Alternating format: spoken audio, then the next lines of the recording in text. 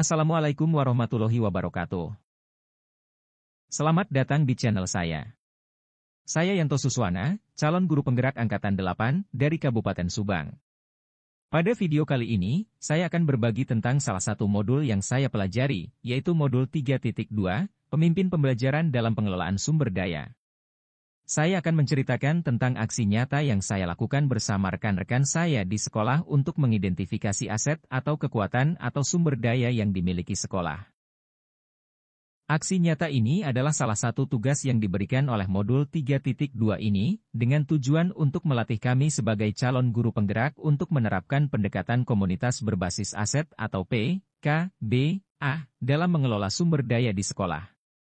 PKBA adalah sebuah pendekatan yang menekankan pada pemberdayaan aset atau kekuatan atau sumber daya yang dimiliki oleh komunitas, bukan pada kekurangan atau masalah yang dihadapi oleh komunitas.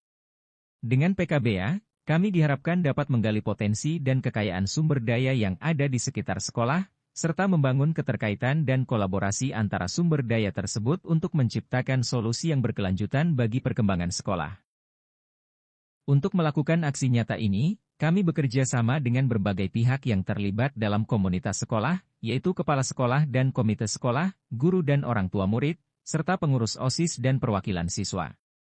Kami melakukan beberapa langkah, yaitu: langkah pertama, kami melakukan identifikasi terhadap aset atau kekuatan atau sumber daya yang dimiliki oleh sekolah. Kami menggunakan alat bantu berupa lembar kerja yang berisi pertanyaan-pertanyaan untuk menggali informasi tentang sumber daya tersebut.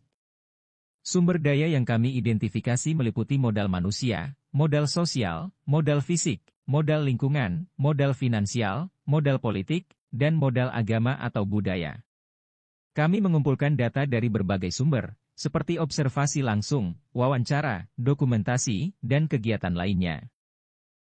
Langkah kedua, kami melakukan pemetaan terhadap aset atau kekuatan atau sumber daya yang telah kami identifikasi.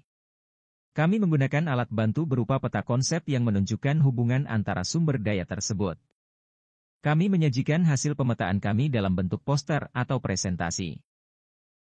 Langkah ketiga, kami mengidentifikasi dan merinci pemanfaatan terhadap aset atau kekuatan atau sumber daya yang telah kami petakan. Kami catat dan dokumentasikan pemanfaatan-pemanfaatan sumber daya tersebut.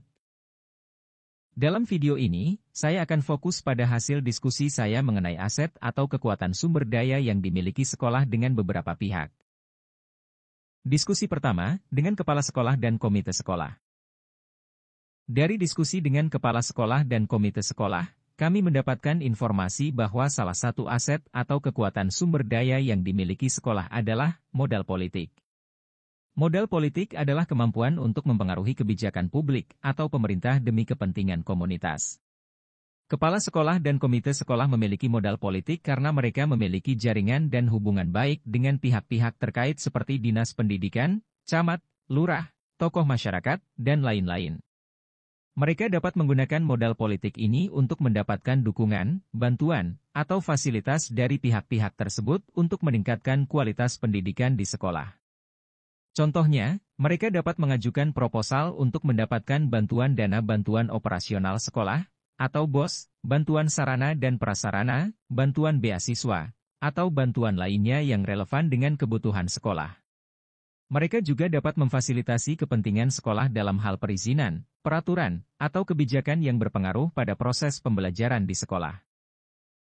Selain modal politik, kami juga membahas keenam aset atau kekuatan sumber daya lainnya, yaitu: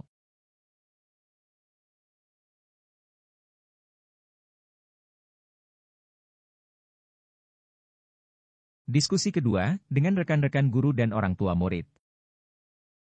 Dari diskusi dengan rekan guru dan orang tua murid, kami mendapatkan informasi bahwa salah satu aset atau kekuatan atau sumber daya yang dimiliki sekolah adalah modal manusia. Modal manusia adalah kualitas dan kuantitas sumber daya manusia yang dimiliki oleh komunitas.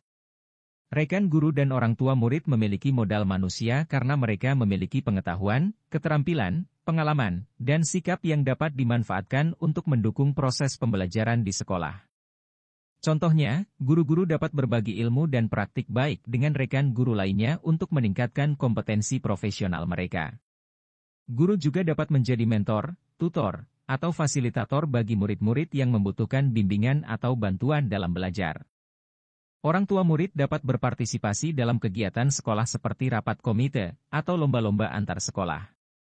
Orang tua murid juga dapat menjadi sumber belajar bagi murid-murid dengan menjadi narasumber, relawan, atau donatur untuk kegiatan pembelajaran yang berkaitan dengan latar belakang atau profesi mereka. Selain modal manusia, kami juga membahas keenam aset atau kekuatan sumber daya lainnya, yaitu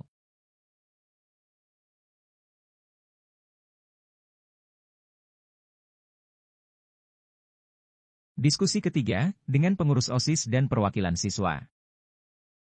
Dari diskusi dengan pengurus OSIS dan perwakilan siswa, kami mendapatkan informasi bahwa salah satu aset atau kekuatan atau sumber daya yang dimiliki sekolah adalah modal sosial. Modal sosial adalah ikatan sosial yang terjalin antara anggota komunitas yang menciptakan rasa saling percaya, saling menghormati, saling membantu, dan saling bekerja sama. Pengurus OSIS dan perwakilan siswa memiliki modal sosial karena mereka memiliki jaringan dan hubungan baik dengan sesama siswa, guru, staf, dan pihak lain di sekolah. Mereka dapat menggunakan modal sosial ini untuk meningkatkan kesejahteraan, keterlibatan, dan prestasi siswa di sekolah.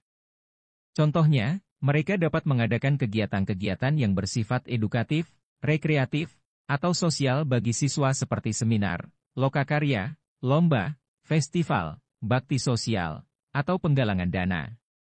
Mereka juga dapat menjadi perwakilan siswa dalam menyampaikan aspirasi, saran, atau kritik kepada pihak sekolah terkait dengan hal-hal yang berkaitan dengan kepentingan siswa.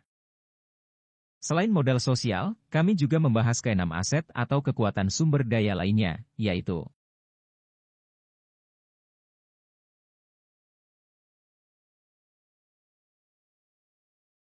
demikianlah gambaran aksi nyata tentang hasil diskusi saya mengenai aset atau kekuatan atau sumber daya yang dimiliki sekolah dengan pihak-pihak tersebut. Saya berharap paparan ini dapat memberikan gambaran tentang bagaimana kami sebagai calon guru penggerak berusaha agar senantiasa dapat menjadi pemimpin pembelajaran dalam pengelolaan sumber daya di sekolah. Terima kasih telah menyaksikan video ini. Jangan lupa untuk like, komen, share, dan subscribe channel saya. Sampai jumpa di video selanjutnya. Wassalamualaikum warahmatullahi wabarakatuh.